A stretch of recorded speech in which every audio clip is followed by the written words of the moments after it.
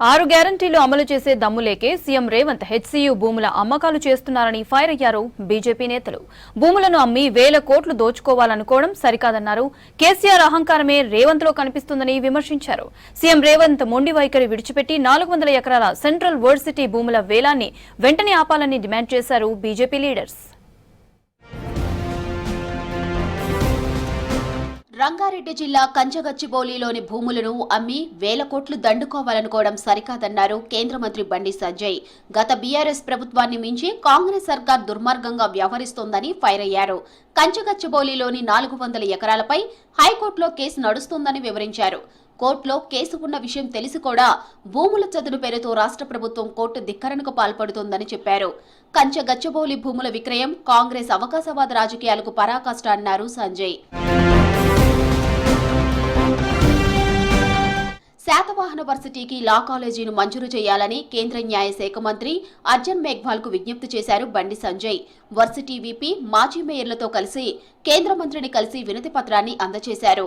దీనిపై సానుకూలంగా స్పందించిన కేంద్ర మంత్రి అర్జున్ మేఘ్వాల్ వచ్చే విద్యా సంవత్సరం నుంచే కోర్సులు ప్రారంభమయ్యేలా చర్యలు తీసుకోవాలని ఆదేశించారు. కంచగచ్చిబౌలి భూముల వ్యవహారాన్ని పార్లమెంటు ఉభయ సభల్లో బీజేపీ ఎంపీలు ప్రస్తావించారు. రాజ్యసభ 0 అవర్లో హెచ్సీయూ భూముల విషయాన్ని ఎంపీ లక్ష్మణ్ లేవనెత్తారు. 400 ఎకరాల సెంట్రల్ వర్సిటీ భూముల అమ్మకాన్ని అడ్డుకోవాలని లక్ష్మణ్ డిమాండ్ చేశారు. వర్సిటీకి కేటాయించిన భూములను కాపాడాలని కోరారు.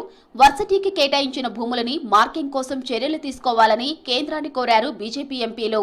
Congress government in Telangana has decided to auction 400 acres of land claimed by University of Hyderabad, a prestigious central university. Sir, unfortunately, on the most prestigious this campus, on festival day, in midnight, this government had made to see that bulldozers with heavy police bandobast, they have ravaged the forests, lakes, habitants, and they have now the entire student community is unrest in the campuses. హెచ్సీయూకి సంబంధించిన భూములను రేవంత్ రెడ్డి అమ్ముకునేందుకు ప్రయత్నిస్తున్నారని ఆరోపించారు BJP MP కొండా విశ్వేశ్వరరెడ్డి.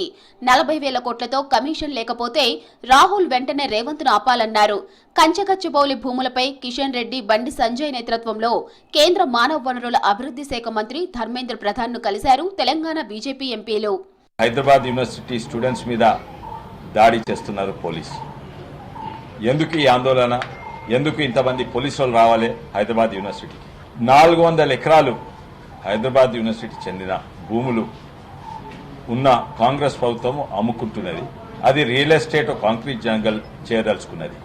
ప్రభుత్వం అంటుంది, కాంగ్రెస్ అక్కడ ఉన్న కాంగ్రెస్ ప్రభుత్వం అంటుంది ఇది ప్రభుత్వ భూమి అంటున్నది. కానీ ఇది 2300 ఎకరాల అందాజా యూనివర్సిటీకి అలొకేట్ అయింది. రాష్ట్రంలో పరిపాలన పరిస్థితులను చూస్తుంటే కేసీఆర్ అహంకారమే రేవంత్ లో కనిపిస్తుందన్నారు ఎమ్మెల్యే పాయల్ శంకర్.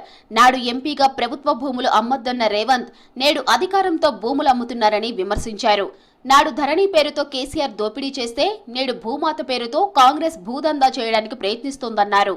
ఈ రోజు కాంగ్రెస్ పార్టీ మాట్లాడుతున్నట్టుగాని, కాంగ్రెస్ పార్టీ చేస్తున్నట్టుగాని గతంలో టీఆర్ఎస్ పార్టీ కూడా 10 సంవత్సరాలు చేసింది.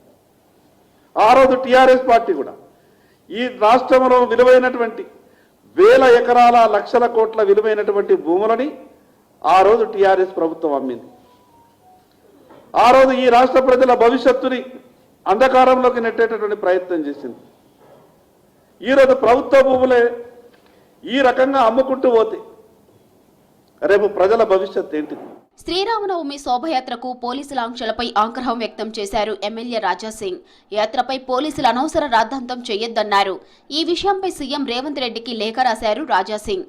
రాముని యాత్రలో రేవంత్ కూడా పాల్గొనాలని విజ్ఞప్తి చేశారు.